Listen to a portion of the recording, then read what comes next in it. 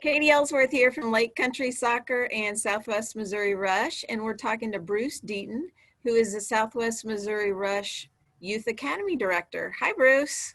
Hello, Katie. How are you this morning? Good. We just have some questions for you so everyone can get to know you better. Oh, that's awesome. Yeah. So first question, how long have you been involved in soccer? Well, a few years now. You know, if you look at the color of my hair, I know it might be hard to believe, but I've actually been involved in the game for over 50 years now. That's awesome. Starting when I was a player as a 6-year-old, and have now been involved in the game from a coaching standpoint for over 30 years. Wow. So where did you grow up? I grew up in Baltimore, Maryland, and then have been all over the country from there. So, What age did you start playing organized soccer?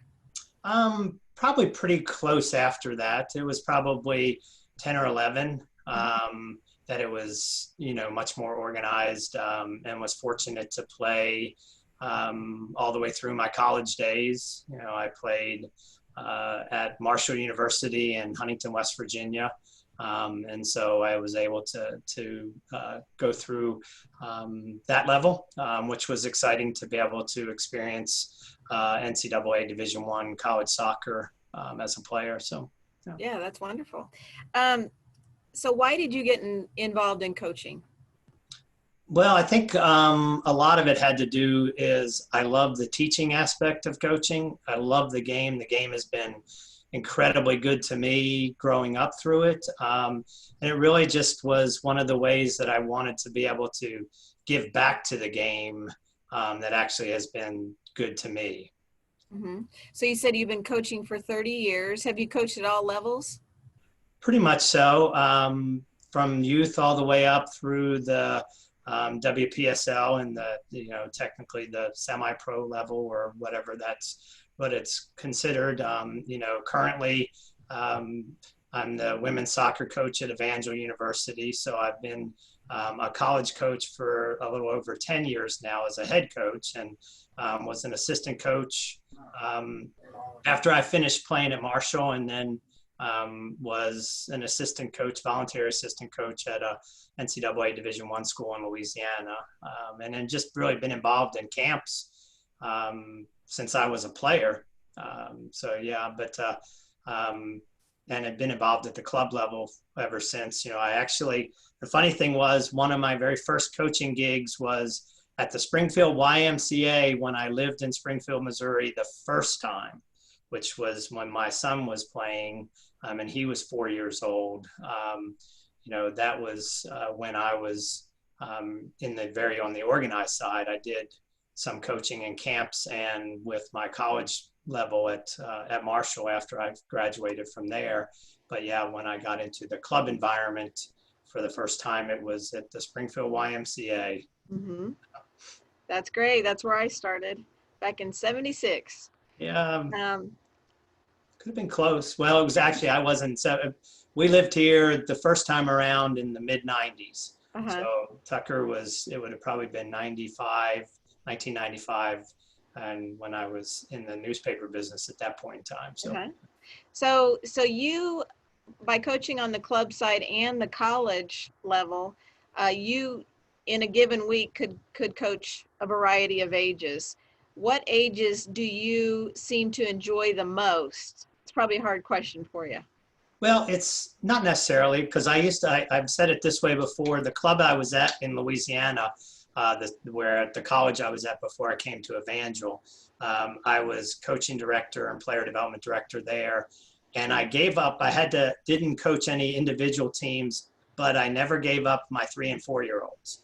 So I would have practice with my college team on Friday night, and then on Saturday morning, I would have a session with our 3 and 4 year olds. And I love both of them.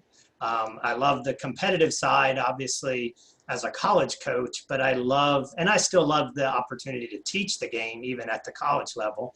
But I love the aspect of teaching the game.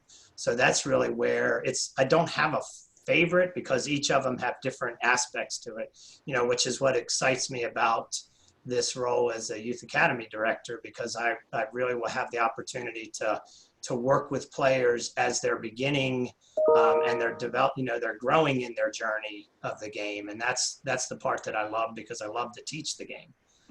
Yeah, that's wonderful. So what are you most looking forward to by being involved with Rush Soccer?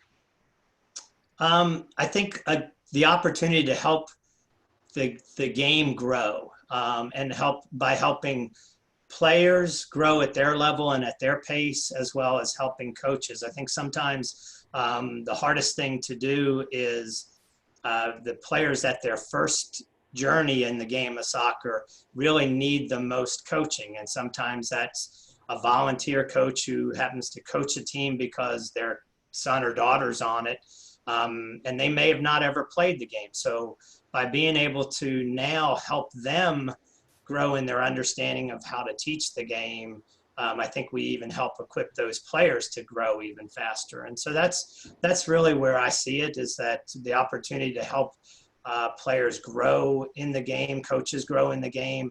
But that the other side of that coin becomes that not only do they grow in the game, they also grow more in love with the game. And that's the part of it that I'm looking forward to, for sure. Right. What is it most about Rush Soccer that impresses you from what you've seen so far?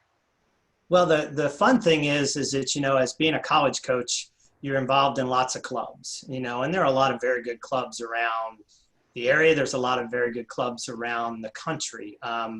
But one of the things I've seen all along is the depth of information and the depth of what's provided through Rush Soccer. And as we've looked through that, I'm impressed by that, because it really boils down to, I'm a player development person.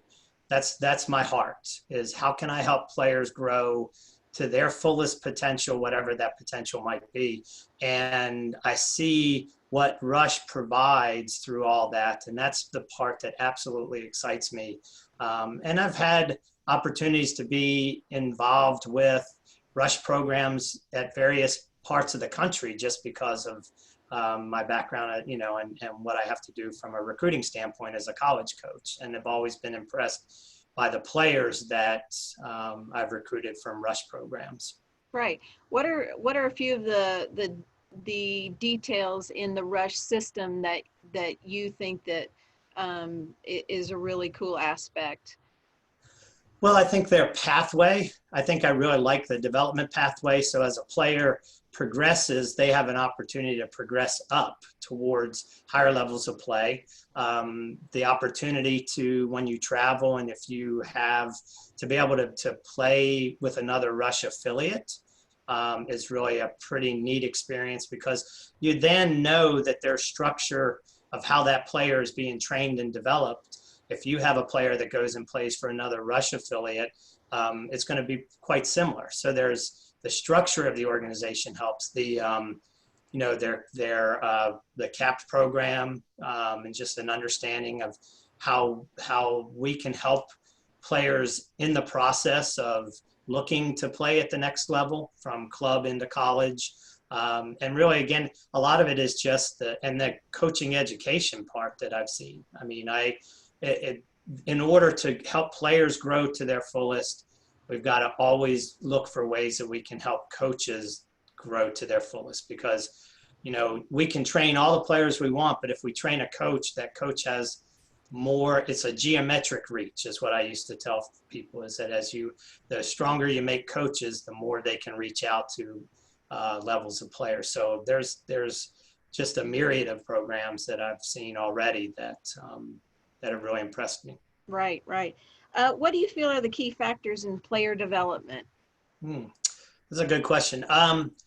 One of the things that I think is that sometimes as coaches, we just got to get out of the way. So from a player development standpoint, in other words, I say it that way because it's one of the things that I impress upon with my college players, is that I've got to give them the permission to fail. So in order to coach them, I've got to ask them to be comfortable trying things. And sometimes fear of failure is such a limiting factor for players as they grow up, because nobody wants to make a mistake.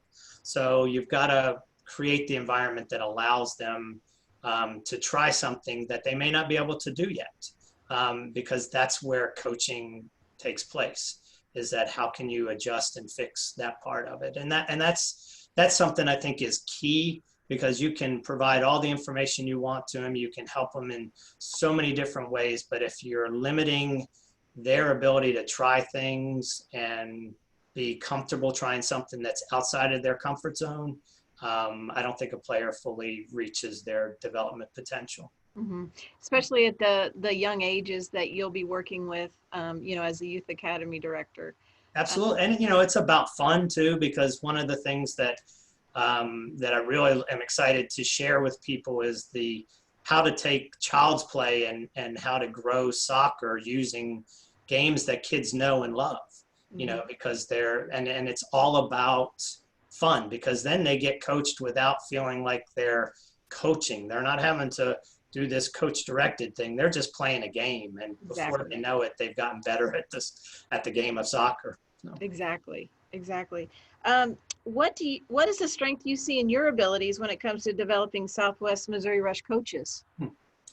I think experience. I've always felt like I'm far more technical from a standpoint, maybe not my own technical abilities, because I've tried to shoot videos during this pandemic time and stuff. But I mean, just the opportunity of how to tie skill sets together. Because one of the things I've noticed is a lot of times coaches do a good job of teaching technical ability, but they teach the technical ability in a vacuum.